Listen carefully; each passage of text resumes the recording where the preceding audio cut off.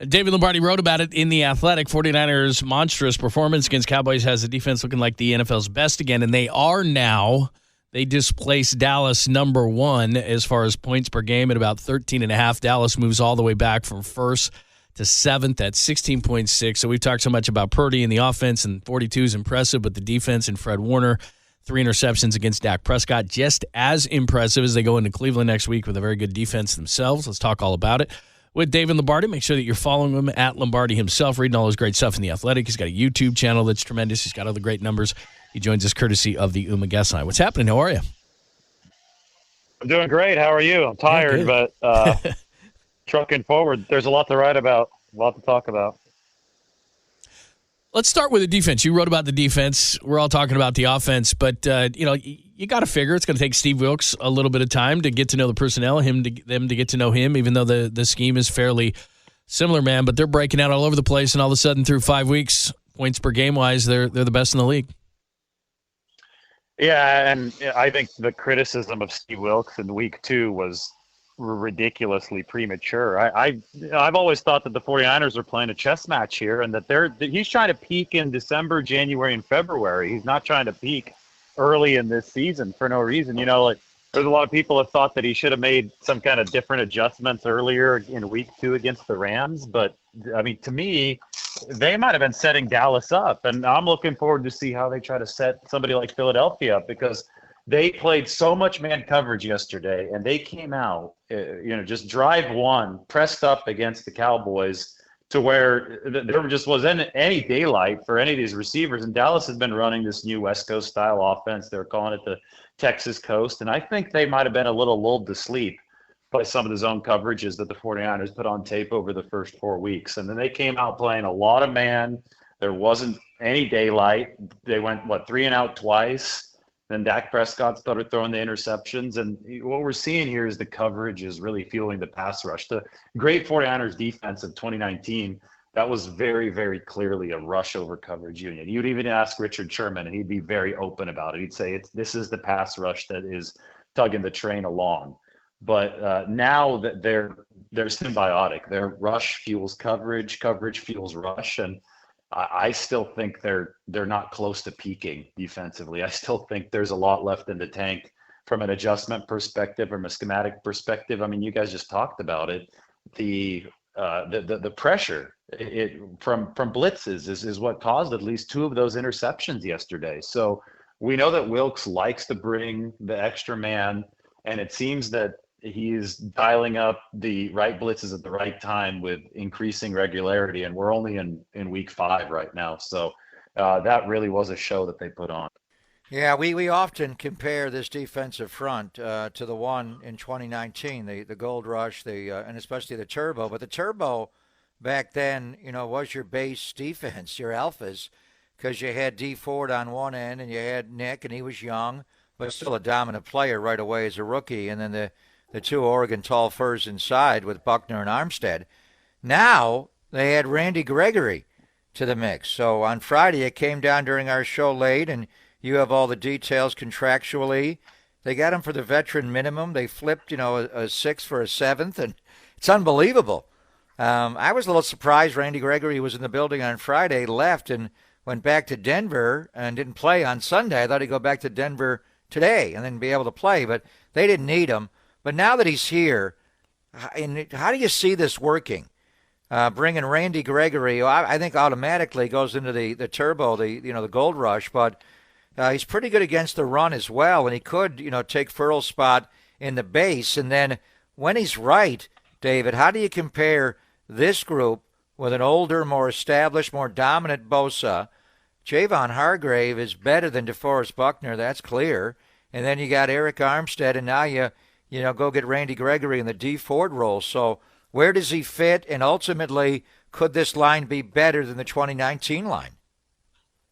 Well, I'm curious to see if he's fully back from the meniscus injury that he had last season, because the early returns, to be honest, for Randy Gregory this year weren't nearly as good as this past 3 years. The past 3 years before this, even after he got paid by Denver, but before the knee injury, he was putting up top 10 edge rusher productivity grades. So, and his best season was actually last year before the knee injury, but it wasn't an ACL or anything like that. And I think that the 49ers firmly believe that he'll play himself back into that shape, especially if he's kind of on that platform with this defensive line, with that surrounding talent. He's going to have a good shot at it.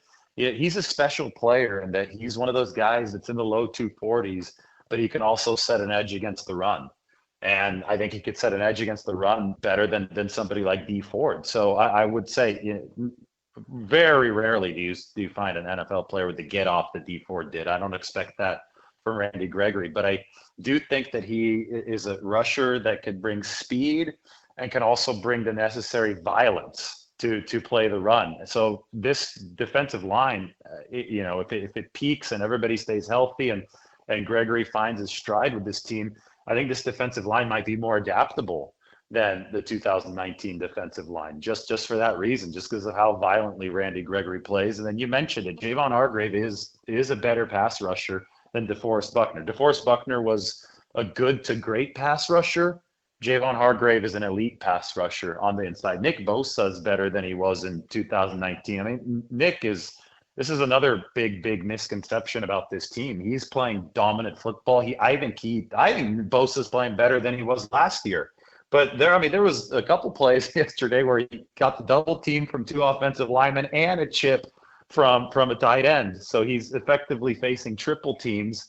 But that's what's so exciting for the 49ers is that if Bosa's facing double and triple teams, the platform from which to perform for these other D linemen like Hargrave, like Randy Gregory on the opposite end. I guess that's a more realistic comparison. That platform is immensely promising. So, it is an embarrassment of riches. Plus, we can get into the fact that the back seven is better than it was in 2019. And that affects the pass rush a lot because we talk about the coverage fueling the rush. And if you talk to any of the 49ers yesterday, including Bosa, they'll say that they had opportunities yesterday because of how good the 49ers were on the back seven. David Lombardi joining us, our pal. Great piece today in The Athletic talking about the greatness of the 49ers defense. They now lead the league in points per game again at the top of the league as they beat the Cowboys last night 42-10. Just another note on Gregory going back when they made the trade this weekend. I had a few minutes because I have no life and watched him in the way Denver was using him. I want Randy Gregory going forwards. They had him at times going backwards. I think he was miscast. I think in a wide 9, I think his speed and athletic ability, I think he ran a 4.6 coming out of Nebraska, is going to illustrate itself. And the other thing, too, is if you're an offensive coordinator different than what they have there now, I think you have to plan for him because you pointed it out perfectly, which is not only is he a good athletic edge rusher, very long arms, he's a tackle for loss guy. He'll knock it out of the quarterback's hands. He can set the edge against the run. If he's right in doing what he's supposed to do, and I think the 49ers will put him in that position, he's a guy that you're going to have to go, okay, we got a plan for him. And now you got Bosa, the guys on the inside. You can't double everybody. I think he could have a heck of an impact here. Yeah, Bosa said it the best. The 49ers just added an $80 million edge rusher at a bargain rate. There's absolutely no downside to this. Even if this completely blows up and Gregory isn't yet fully healthy and it doesn't pan out, they have lost absolutely nothing, right? It's $840,000 on his contract. Denver's paying him to play for the 49ers this year. To me, I would like to find out exactly, and I'm sure we'll learn the story maybe years down the road, especially if this pans out. But I want to know how the 49ers were able to cut in line to trade for Randy Gregory when Denver was planning to release him in front of all these other teams. I'm sure there had to be somebody else that wanted to get Randy Gregory at the minimum, right? Or the 49ers are just operating on a much smarter level than a lot of other teams. But we've seen him make two of these moves just off the top of my head in recent months, just swooping in to trade for somebody who's about to get released. And to me, it's an incredibly smart play from a value perspective. They got the kicker, Zane Gonzalez, from Carolina. When Carolina picked up another kicker was planning to release Gonzalez, 49ers called up Scott Fitterer and said, hey, let's do a 7th-round pick swap, conditional pick swap. Send us Zane and we'll inherit his contract. And that was a no-lose proposition because there was nothing guaranteed on his contract. And if he hadn't gotten hurt, they might have been able to trade him. It was just a very smart no-lose value play I see the same thing here with Randy Gregory, except on a larger scale. For an $80 million player, Denver's picking up his entire salary. There's absolutely no risk, no downside for the 49ers. There's only a ton of upside. And from a business standpoint, it's just, I mean, those are the kind of deals that you should be hunting for. And this 49ers front office has hunted for them. And now they have an opportunity to improve this defense even further. You know, the front office obviously are really intelligent, searching out these great deals. But John Lynch is just the way he handles himself. With Scott Fitterer, he had a relationship going back to the Christian McCaffrey trade about a year ago to get Zane Gonzalez. And I don't know who he's got in Denver anymore, but Adam Peters was there for a while. Elway's no longer there in the building. And with George Payton, I just think, likability is important in a GM. A lot of GMs get a rep and no one will take their phone calls. With John, he's just so amenable. I think it helps to, reach out and get these kind of deals.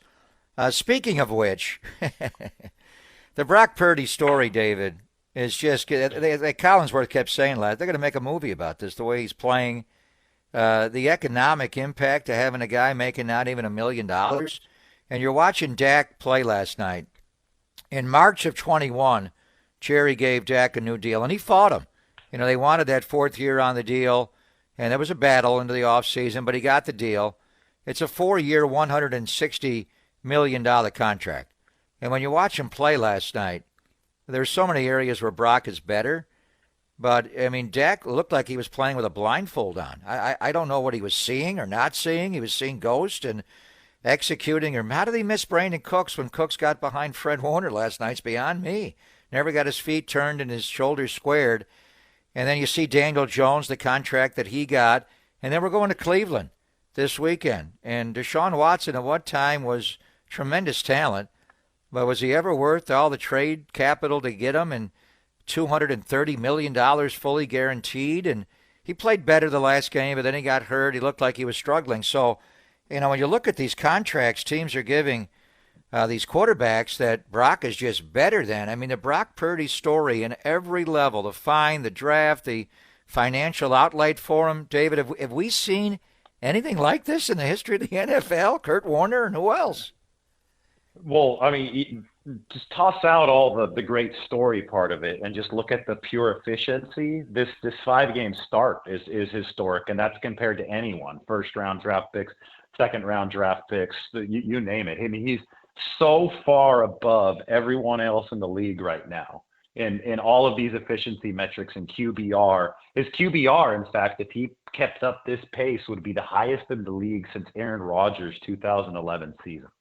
There are a lot of good quarterbacks, and all of Mahomes' career encapsulates that time frame since 2011. So we're just seeing high-level play, period, from Brock Purdy right now. And then you could layer in all of the Mr. Irrelevant stuff and the cost-controlled stuff, which just makes it, 10 times as jaw-dropping as it is just on its surface. And yesterday I was impressed with a lot of what Brock Purdy did, but there was a 2-throw stretch in the third quarter that really amazed me. We highlighted Ayuk and then the penalty and the zone beater over the middle to Debo. Amazing, yeah.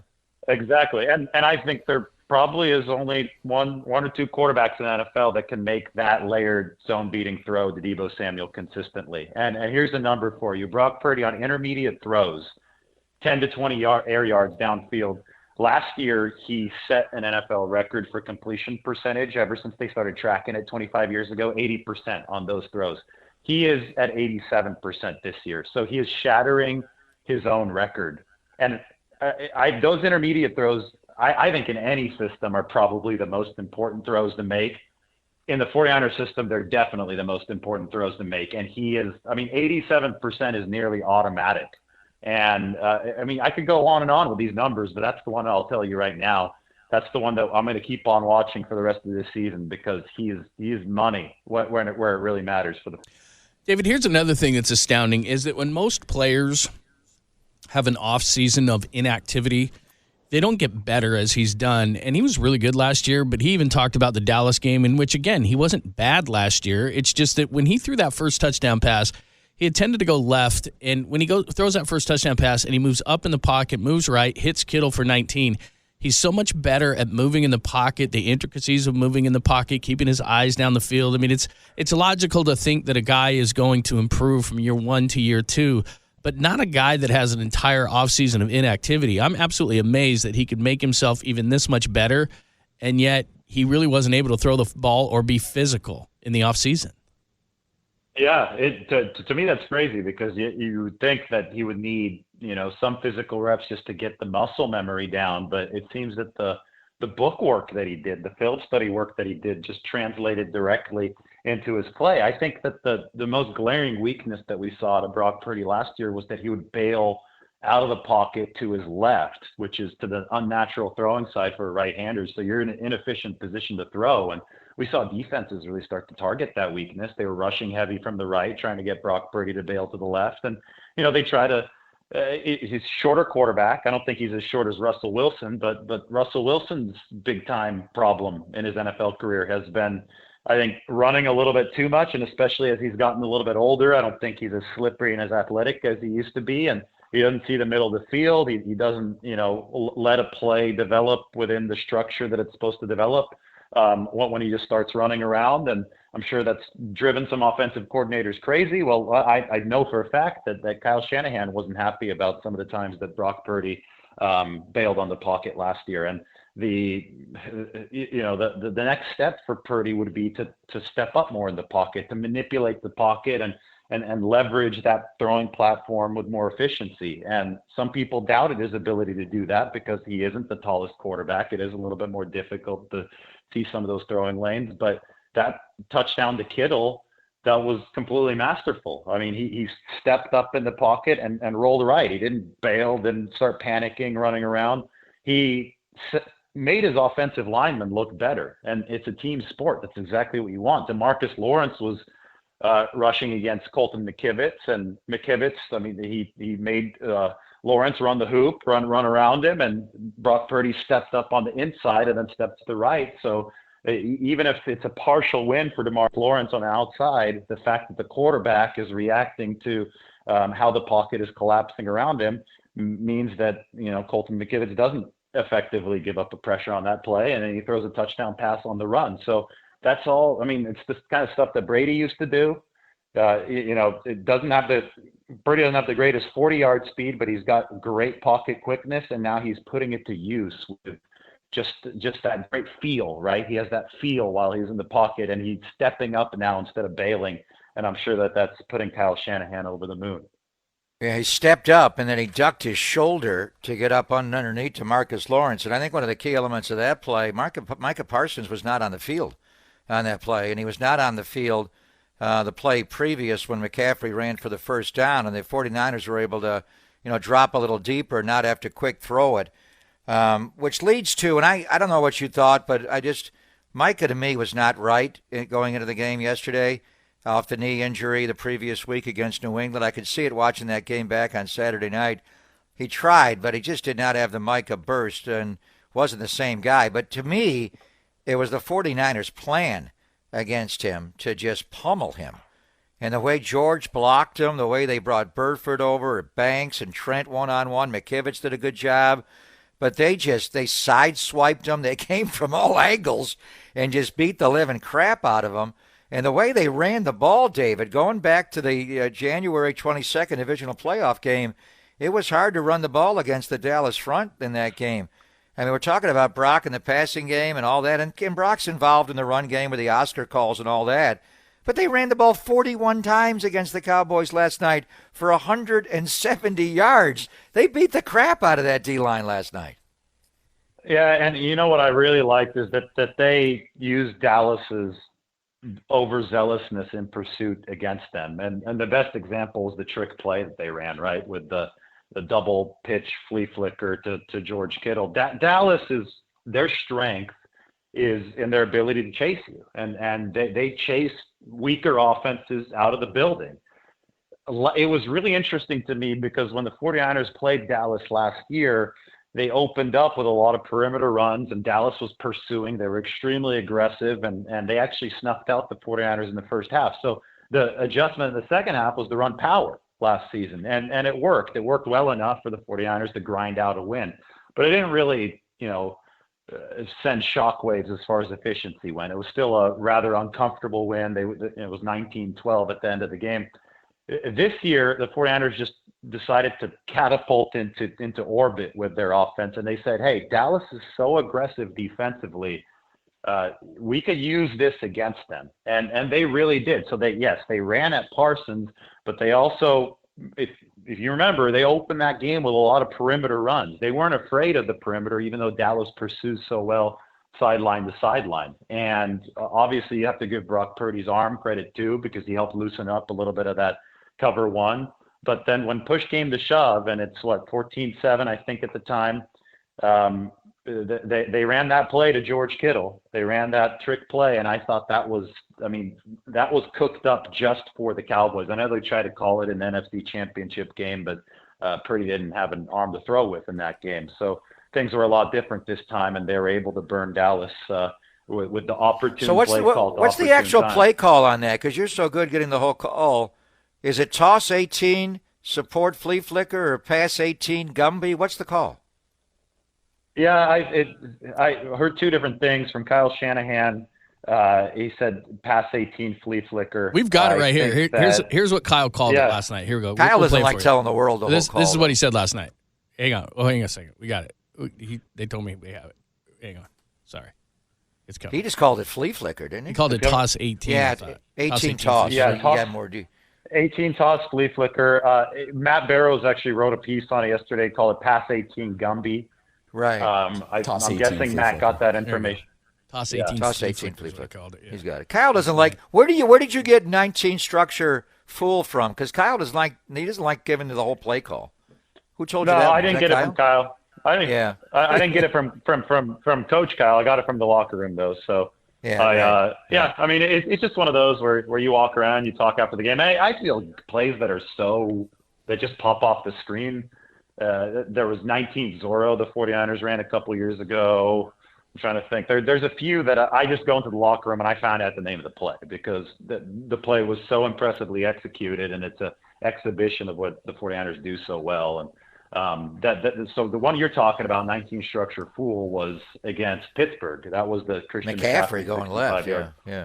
Touchdown run. But what really impressed me on that play was the blocking. I mean, Ayuk had to block two players, including an edge rusher, within the matter of 10 yards and 4 seconds. I mean, the amount that the 49ers put on their skill position players, both from a blocking and from a ball carrying execution standpoint, is really, really jaw-dropping, right? And the fact they've got 5, 6, 7 of these eligible players who are capable of delivering what Kyle Shanahan needs. That's why this offense is so special. And we talked about it before the game yesterday.